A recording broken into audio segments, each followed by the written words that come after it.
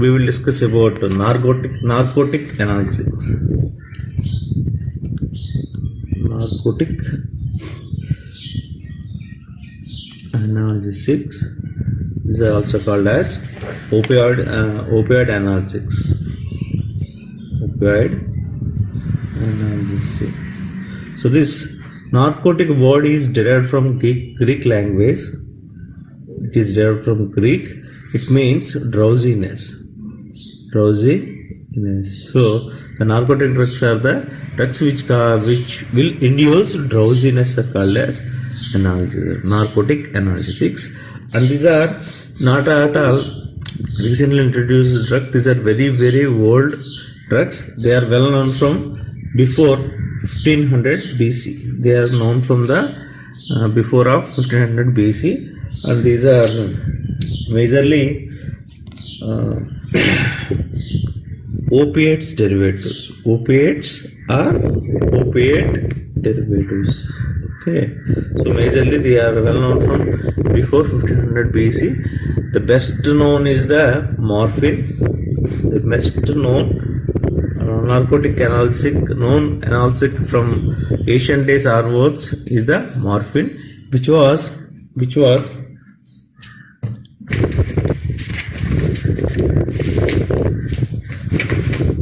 isolated by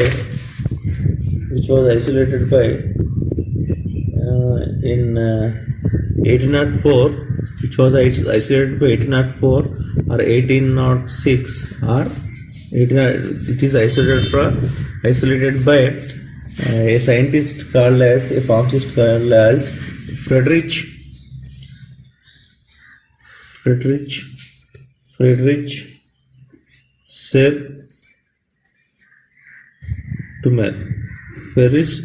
Sertumer. He is the scientist who isolated morphine from the opium poppy. This is the name of the plant. From the leaves of this opium poppy, he isolated, or he discovered this morphine. And this opium poppy is best well known to every country.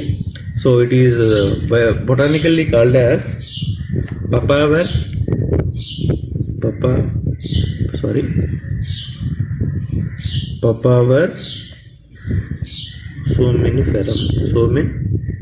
somniferum. This is the plant. So from the leaves of this Papaver somniferum, this the great scientist Friedrich Sertumer isolated this morphine narcotic. So this the usage of this narcotic analgesics is not at all an recent topic. It's the usage of these opioids is very old days onwards. So the practice of use of this opioids is very old, and it has very lot of history. The first isolated this morphine, the first isolated opioid was the morphine, followed by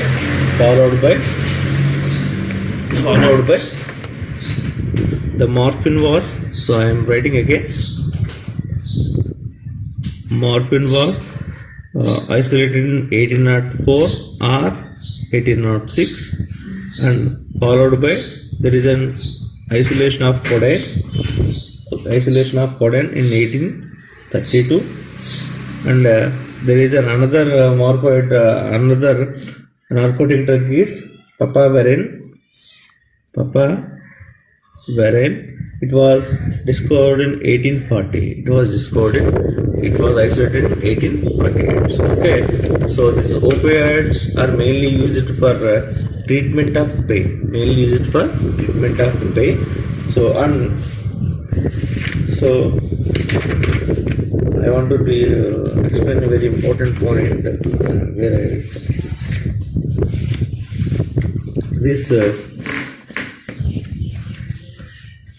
all these are morphine, codeine, papaver are not what type of. These are all are different types of alkaloids. They are types of, there is a alkaloids. Okay, type of alkaloid. These are alkaloids.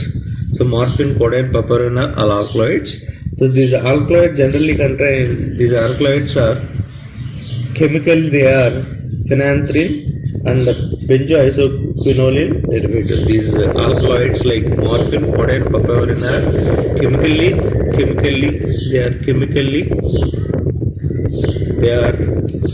derivatives of phenanthrene,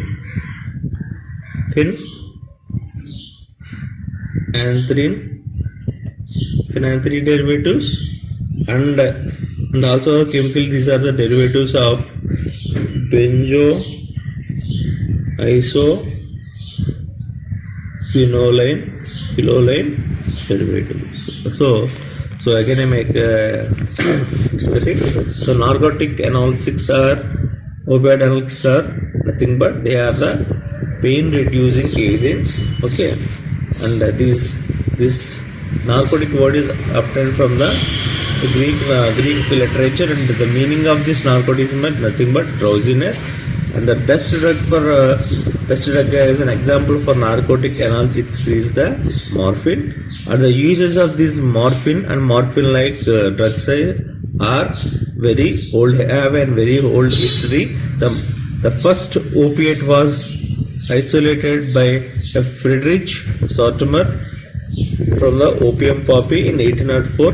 Then codeine was isolated in 1832 and papaverine was isolated in 1848. These are alkaloid in nature, and these alkaloids are chemically they are derivatives of phenanthrene derivatives and they are derivatives of benzoisoquinoline derivatives chemically. Okay, so coming to the definition of this narcotic analgesics, so discussing the history means then. So as the science is advanced, these are we will discuss at the structure active relation. Okay, no need. Okay, coming to the definition.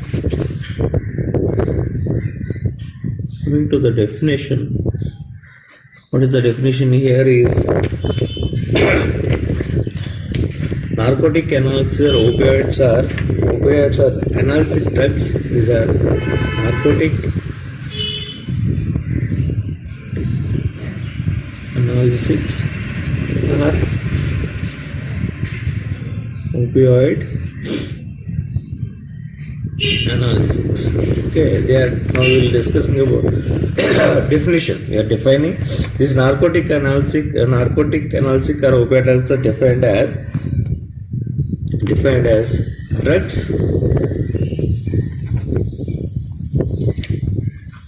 drugs that denote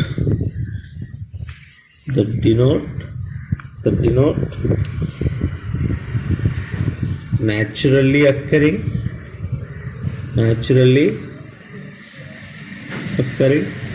okay, are semi-synthetic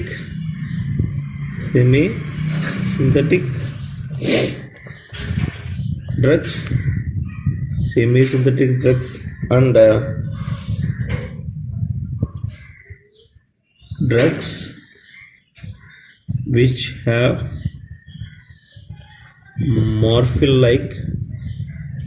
morphine-like activity are called as narcotic analgesics. Okay, these narcotic analgesics are opioid analgesics are nothing but the drugs which have activity similar to the morphine, activity such that the biological activity is similar to morphine. Such drugs are called as narcotic analgesics. Such drugs are called as narcotic. They may be a naturally occurring or semi-synthetic or synthetic drugs. Maybe a naturally occurring or semi-synthetic or synthetic drugs. These all are called as narcotic analgesics. The drugs which show an activity similar to the morphine are called as narcotic analgesics. Okay. Then, so this is about the definition. So coming to the mechanism of action. So we have to go very shortly. Whereas the time is very less. So now I am directly going into the mechanism of action.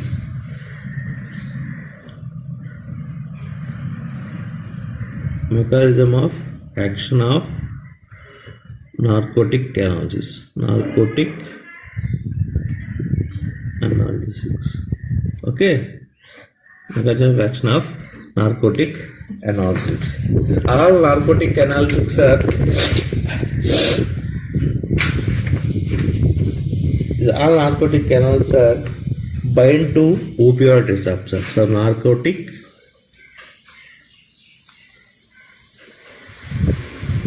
analgesics, when we discuss about mechanism, all these narcotic analgesics are bind to opioid receptors. Opioid receptors. Okay.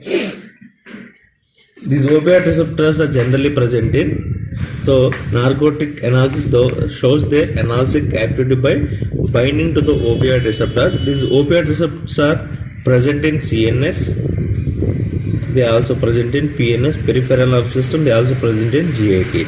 The location of these opioid receptors are mainly in three systems, that is central nervous system, peripheral nerve system, and gastrointestinal system. So the way these opioid receptors are generally located. So whenever we take a narcotic analgesics, they will bind to the opioid receptors. By their nature, they will show activity. If the narcotic analgesics are narcotic agonists, they will show agonistic activity. If antagonist, they will show antagonistic activity. So to show their activity, they must bind with the opioid receptors. Okay. So along with these opioid receptors are generally also majorly responses to the endogenous peptides. Other than the drugs, endogenous peptides. Endogenous peptide means these are biologically available peptides. That means they are present in our body virtually. So they are generated in our body. So the body has capability to reduce pain by producing these endogenous peptides. So these endogenous peptides are endorphins,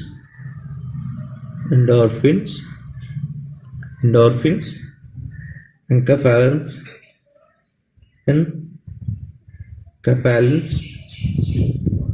okay, and third is dynorphins. These are generally produced. The body has capability to produce this opioid like biological peptide. These biological peptides have this opioid activity. These are biological peptides have opioid activity. So otherwise analgesic activity, which is so these are, we have to take from external drugs. Okay, we have to take it from externally. These are available in our body by biological synthesis. These are very important to reduce. These are very important to. These endorphins, enkephalins, dynorphins has ability to reduce pain. They have an ability to reduce pain. They also produce euphoria. Also produce euphoria. Okay. They also produces drowsiness. Okay. They also causes depression of cough reflex, depression of respiration. They also cause depression of respiration. They also cause depression of cough reflex. They also cause decrease in GIT motility. These all are caused by these endorphins, endogenous peptides. These are biologically available peptides. Biologically available peptides. They have a property of reducing pain, production of euphoria, production of drowsiness, depression of respiration, for increase of cough, depression of cough reflex, for decrease of GAT motility. So these are available, biologically available peptides which has an analgesic activity with these other activities, and for more effectiveness you have to take external drugs. They are called as narcotic analgesics. They are called as narcotic analgesics. These are biological peptides. These are narcotic analgesics are the drugs. Narcotic analgesics are the drugs. So nowadays these narcotic analgesics nowadays they are not prescribed because they have a very important side effect, that is the habituation. So this is about introduction to the mechanism of action. So these narcotic analgesics are endogenous peptides, acts on opioid receptors. They will binds with the opioid receptor. Narcotic analgesics and as well as endogenous peptides binds with the opioid receptor. These opioid receptors are majorly classified into 5 categories. Opioid receptor classified into 5 categories. Okay, this opioid receptor classified into 5 categories. They are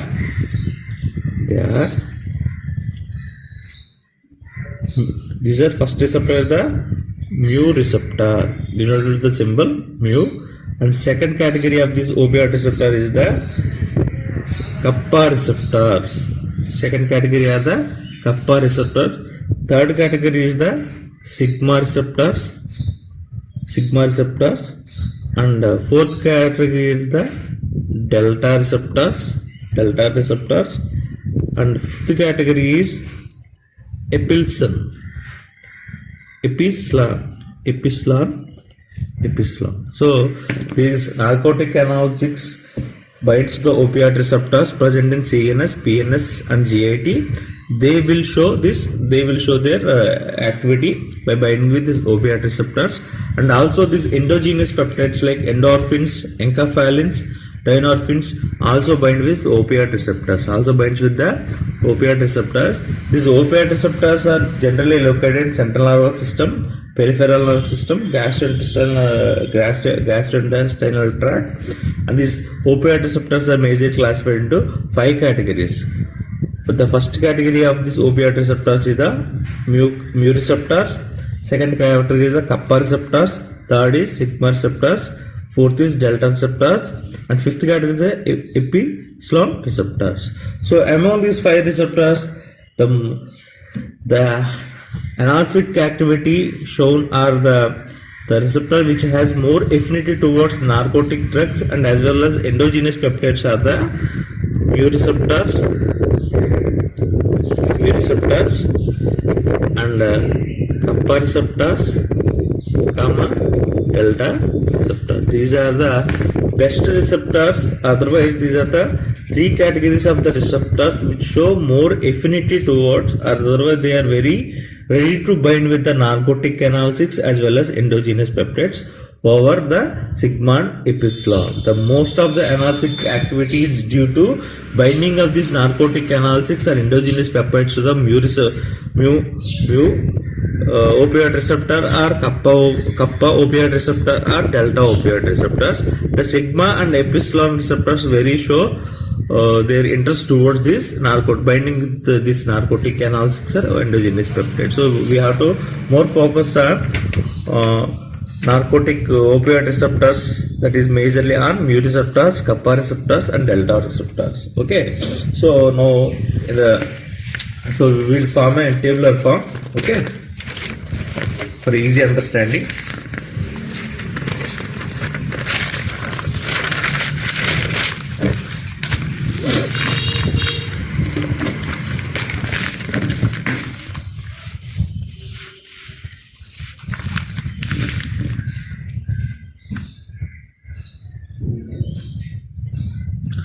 The first receptor is first we will discuss about mu receptors. So mu. This is denoted with the mu receptor, mu opioid receptor. Okay, generally denoted with the symbol mu, opioid receptor. These are present in brain. So opioid mu receptors are present the location coming to the location receptor. Okay, coming to the location of this mu receptor, they are located in the brain. The places are cortex, thalamus. They are present located in cortex, thalamus, and they are also present in spinal cord. And as well as GIT, gastrointestinal tract. After it, peripheral neurons.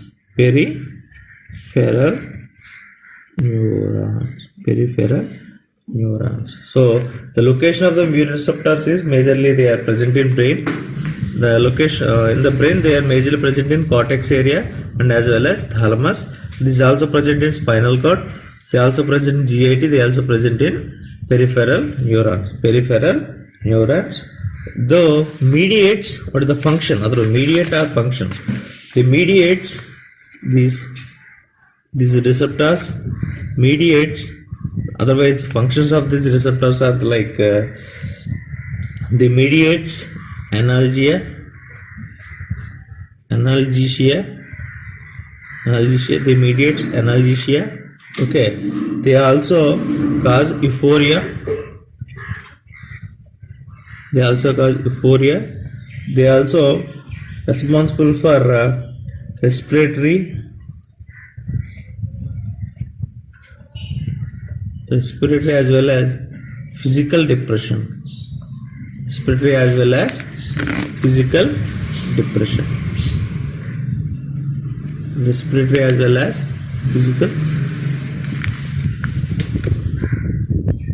Sorry.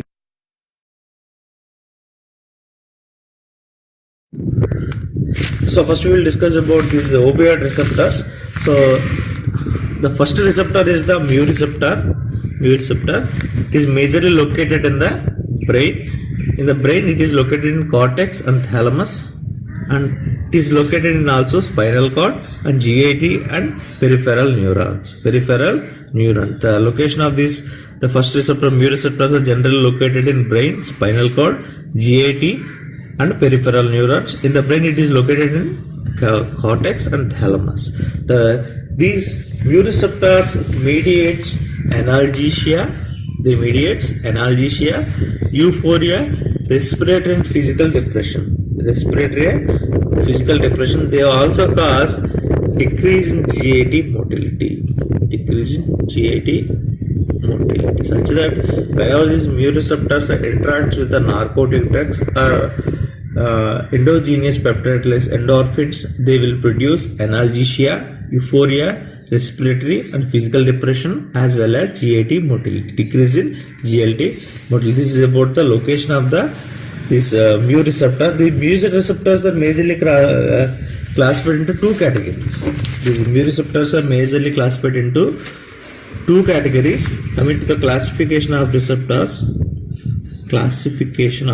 these are majorly classified into mu1, mu2. This mu1, so otherwise I will write here. This is majorly classified into mu1, mu2. These mu receptors are classified into two categories. These are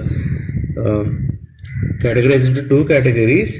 These two, among this mu1, mu2, mu1 receptor is morphine selective.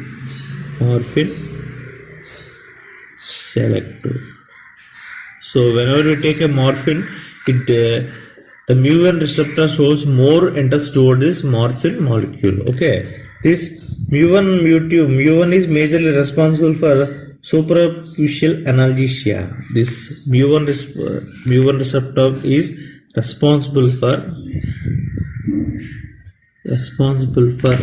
the function of this mu1 receptor is the superficial spinal analgesia. The responsible, it is mu1 is responsible, or otherwise it's whenever a narcotic drug binds with the mu1 receptor, the narcotic like morphine, it shows supraspinal analgesia. Supraspinal analgesia. This mu2 receptor is majorly mediates respiratory and physical depression. This mu2 receptor majorly mediates respiratory or physical depression. Is that this respiratory and physical depression is majorly due to mu2 receptor. This supraspinal analgesia is due to activation of mu1 receptor. This is about the first receptor. The first receptor is the mu receptor. This mu receptor is located in the brain. In the brain, it is located in cortex and thalamus areas, and it is located in spinal cord, and gastrointestinal tract, peripheral nerve system. Coming to the functions are these. What they do means the mu receptor mediates analgesia, euphoria, respiratory and physical depression, and GAT motility. These are again classified into two categories: mu1 and mu2. This mu receptor is classified into two types: mu1 and mu2. The mu1 is morphine selective. The mu1 mediates. Otherwise, mu1 is responsible for supraspinal analgesia, and mu2 is respiratory or physical depression responsible. So the mu2 mediates respiratory or physical depression. So this is about the mu receptors. Coming to the next receptor, that is the kappa receptor. Kappa opioid receptor. These kappa opioid receptors are located in brain also. They are located in brain, that is in hypothalamus. Okay, that is in the brain. These kappa receptors are located in hypothalamus region. They are also present in spinal cord. They are also present in peripheral sensory neurons. Peripheral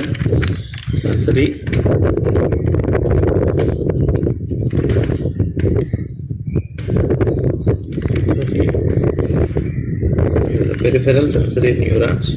Okay, coming to their functional role, these kappa receptors mediates.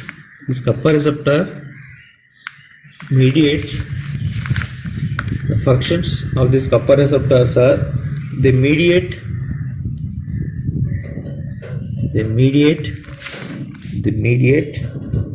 pentajochane like analgesia.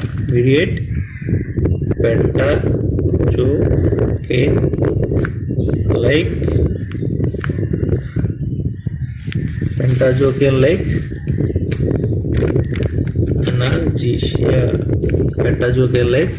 analgesia.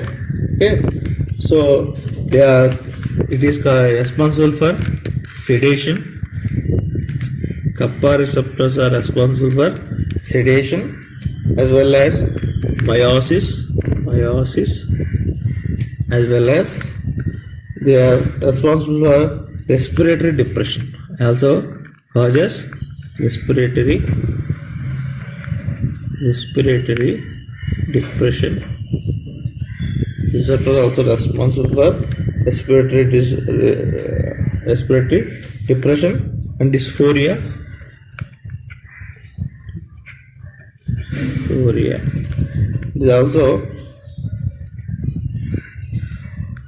This is about the functions of these kappa receptors. So coming to the location of this kappa receptor, they are located in brain of hypothalamus region of the brain. They are also located in spinal cord. They are also located in peripheral sensory neuron. They are absent in GAT tract. Coming to the functions of these receptors, whenever a narcotic, analgesic or endogenous peptide bind with this kappa receptor, they will produce pentazocan-like analgesia. They produce by activation of these kappa receptors, we will obtain a pharmacological effect like pentazocan-like analgesia. It also produces sedation. It also produces meiosis. It also produces respiratory depression. It also produces dysphoria. It also produces dysphoria. Okay, these kappa receptors are again classified into, coming to the classification of the receptors, they are classified into kappa 1, kappa 2, kappa 3. Kappa 1, kappa 2, kappa 3. So kappa 1 is responsible for spinal analgesia. Spinal analgesia. The kappa 2 is responsible for supraspinal analgesia. The kappa 2 is responsible for supraspinal. Kappa 2 not kappa 3. Kappa 3. So kappa 2, the function of kappa 2 receptor is unknown. Okay, these kappa receptors are classified into 3 categories: kappa 1, kappa 2, kappa 3. Coming to the function of kappa 1 receptor is that by activation of this receptor we will get spinal analgesia. We will get spinal analgesia. By activation of kappa 3 receptor we will get supraspinal analgesia. But the function of kappa 2 receptor is unknown. The kappa 2 receptor is unknown. Okay. Among these 5 receptors, this kappa receptor has less liability towards habituation, less liability towards addiction. So whenever drugs binds with kappa receptors, whenever the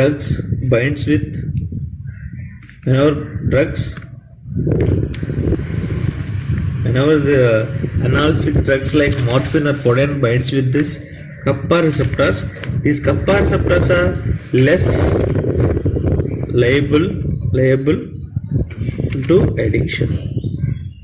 So habituation in this kappa receptor plays a very less role in habit forming nature of this narcotic canals, such that they do not encourage the patient to take too much narcotics. Okay, so these are the best receptors, I think so. So because they don't cause side effects like respiratory depression, they also doesn't cause too much respiratory depression. So okay, also they are less liable to addiction. This activation of these receptors doesn't produce addiction. Also they produce less respiratory depression. This is the importance of these kappa receptors. Okay, the first category is the mu receptors, and second category of this opioid receptor is the kappa receptors, and third category is the delta receptors. Third category of receptors are the delta, denoted with symbol opioid receptors. Okay, delta opioid receptors. Coming to the location, they are present in pantene nuclei, amygdala, olfactory bulbs, and the deep cortex of the brain regions. In the brain, they are majorly located in areas like pantene nuclei. The brain, they are located in pantene nuclei. They are also present in amygdala of the brain. Amygdala of the brain. They are also located in brain in olfactory bulbs.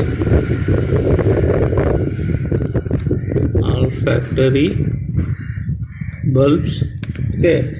They are also present in deep cortex. Deep cortex.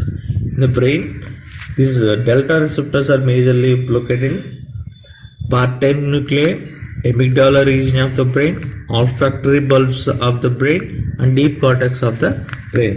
They are also present in peripheral sensory neurons. Peripheral, sorry, I have to write here.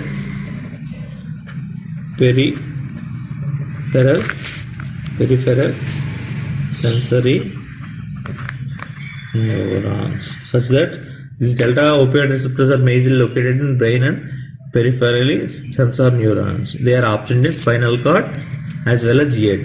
The mu receptors are present in brain as well as spinal cord, GAT and peripheral neuron. These opioid receptors are majorly located in brain, spinal cord, GAT, peripheral neuron. Coming to the kappa receptor, they are only located in brain, spinal cord, peripheral sensor neuron. They are absent in GAT.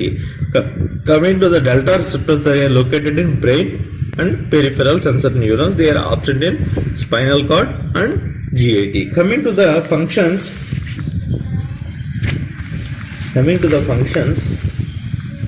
are they mediates these delta receptor mediates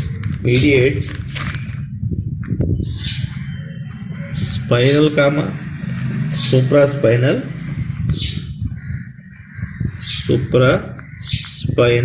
analgesia. Coming to the function of this activation of delta, by activation of delta receptor, we will get spinal or supraspinal analgesia, and this also cause dysphoria.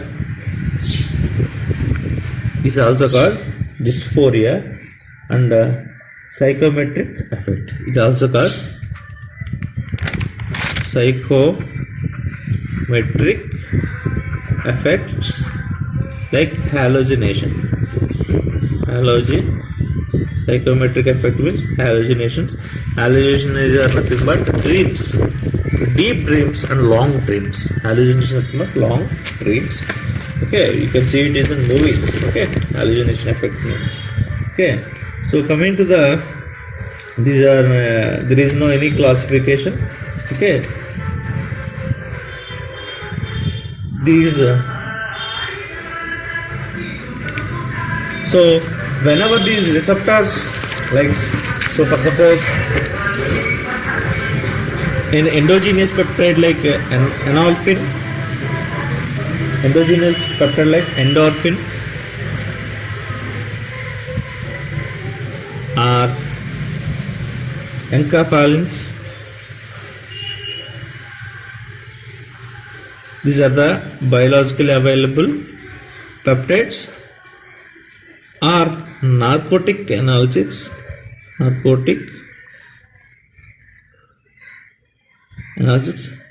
bind with any of them, endorphin or enkephalin or narcotic analgesics, when bind with these opioid receptors,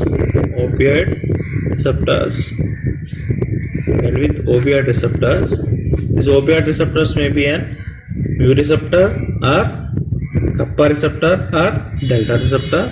Okay, they will produce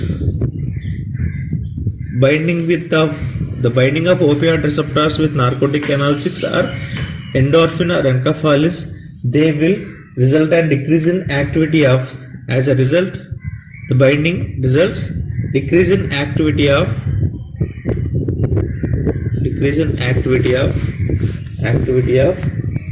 other neurons that transmit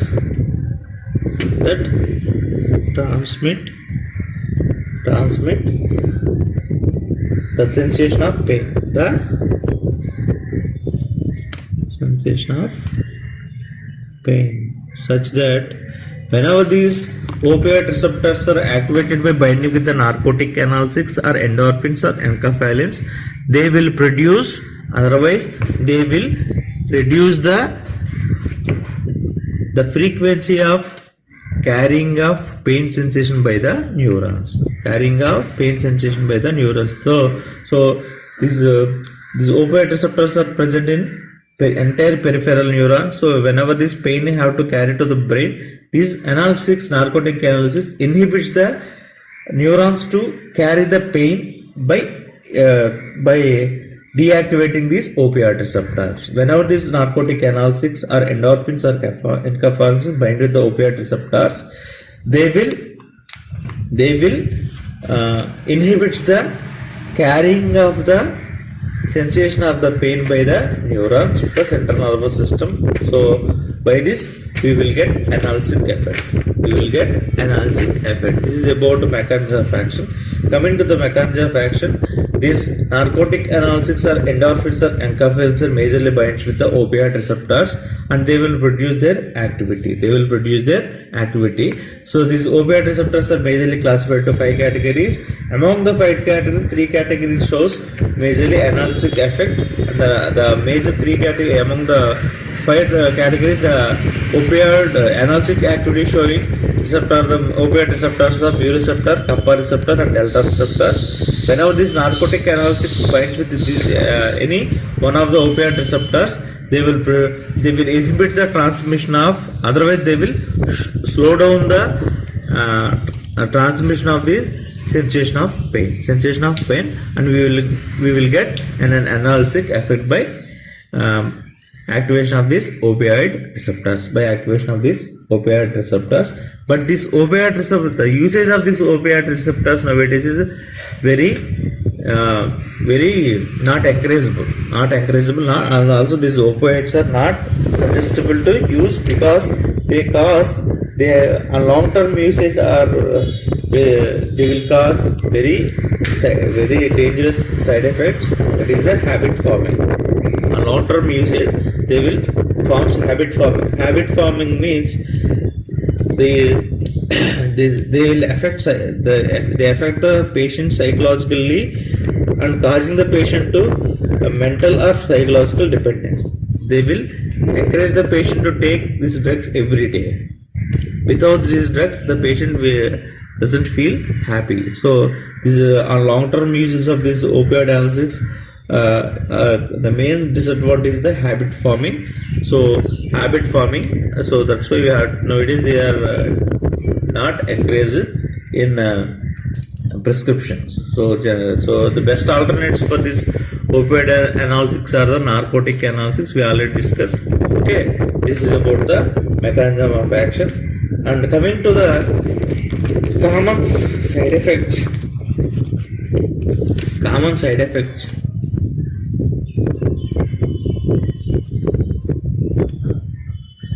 Of uses of this drugs are the constipation.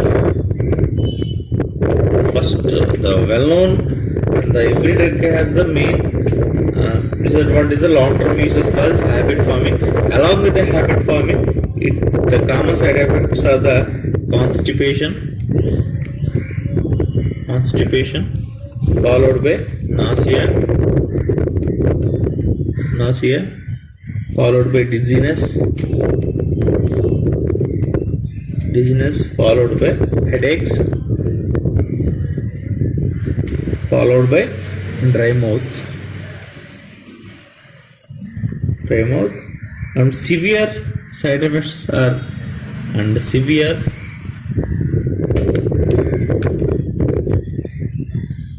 severe side effects are respiratory depression,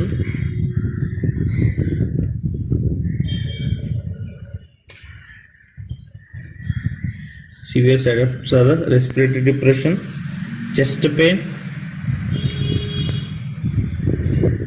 Next is the abnormal heartbeat.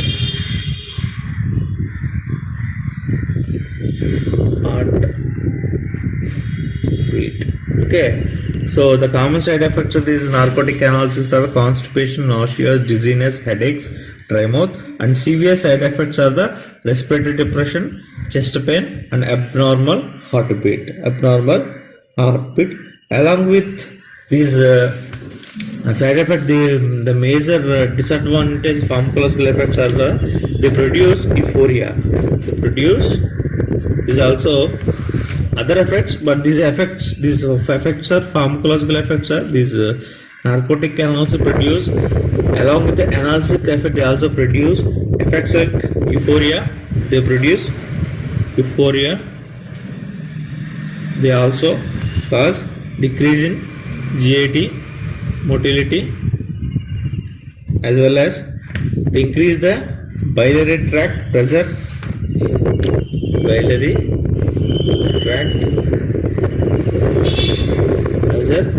and also they also cause pruritus, pruritus disease, pruritus due to histamine release.